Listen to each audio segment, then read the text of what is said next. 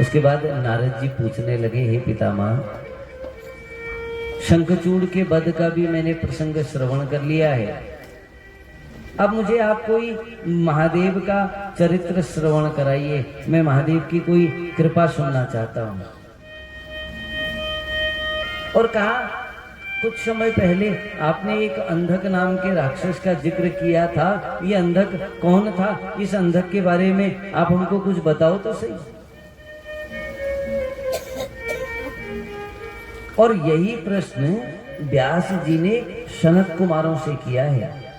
इस कथा को शौनकाद ऋषि सूत महाराज से सुन रहे हैं, नारद जी ब्रह्मा जी से श्रवण कर रहे हैं और व्यास जी सनत कुमारों से सुन रहे हैं।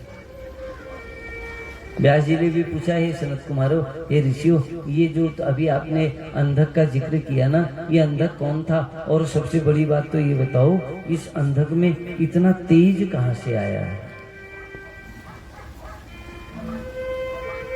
सनत कुमार कहने लगे, ए व्यास जी, ये जो अंधक है इसकी कथा हम आपको बताएं तो एक बार जो भगवान शंकर हैं माता पार्वती के साथ कैलाश में काशी में विहार करने के लिए आए हैं और उन्होंने उस काशी को अपनी राजधानी बनाया, भैरव को अपना रक्षक नियुक्त किया है और पार्वती माता के साथ मनुष्यों की तरह अनेक अनेक लीलाएं करने लगे भगवान। काशी तो पूरा नगर ही शिवमय है ना महाराज। वहां तो जो मनुष्य गरुड़ पुराण इत्यादि में भी जिक्र आता है, जो काशी इत्यादि क्षेत्रों में अपने प्राण त्यागता है वो मनुष्य शंकर के ध्यान धाम में चला जाता है।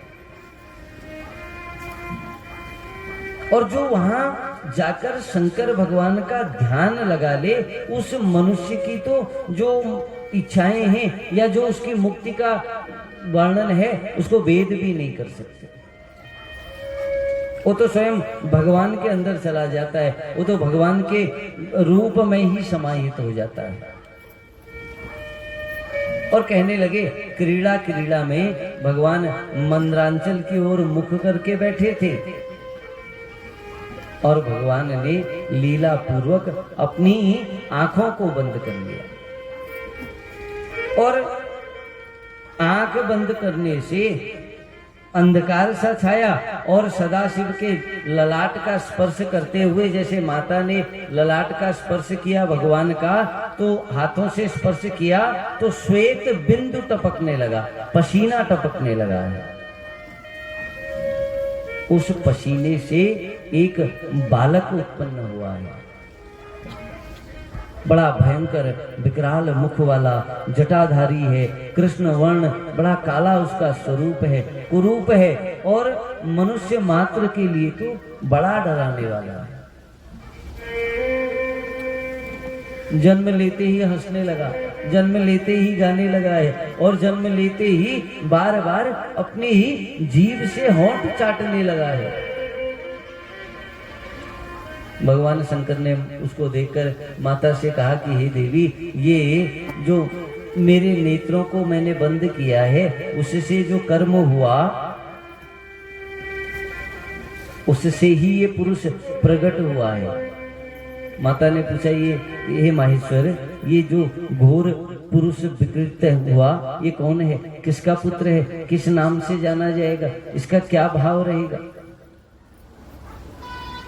भगवान माता से कहने लगे कि ये जो श्वेत कण से, पसीने की बूंद से प्रकट हुआ है और मेरे आंखों को बंद करने से प्रकट हुआ है, इसलिए आज से इसका नाम होगा अंधक। इसको सब अंधक के नाम से जानेंगे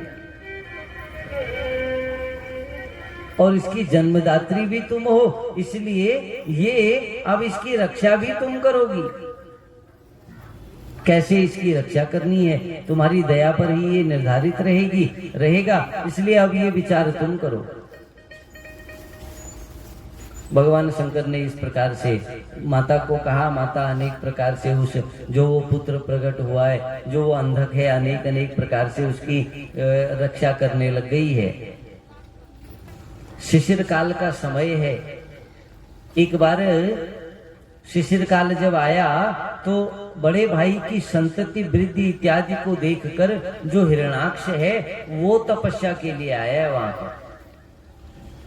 कश्यप जी का पुत्र है, असुर है, राक्षस है,